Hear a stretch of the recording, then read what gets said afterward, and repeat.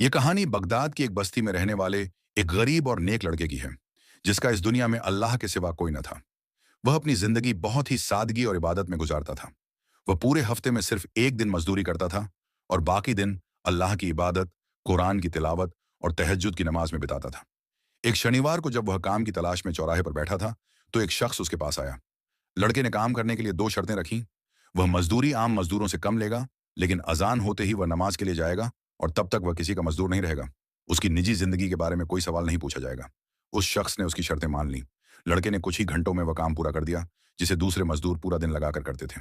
जब वह नमाज के लिए जाने लगा, तो उस शख्स के बेटे ने उसे रोकना चाहा, लेकिन लड़के ने अपनी शर्तों की याद दिलाई। अगले हफ्ते जब वह शख्स दोबारा उस लड़के को ढूंढने गया, तो पता चला कि वह बीमार है। वह उसके घर पहुंचा तो देखा कि उसकी हालत बहुत खराब थी। लड़के ने अपनी मौत करीब देखकर उस शख्स से अपनी आखिरी ख्वाहिश कही। उसने अपनी जेब से कुछ पैसे और एक अंगूठी निकाली।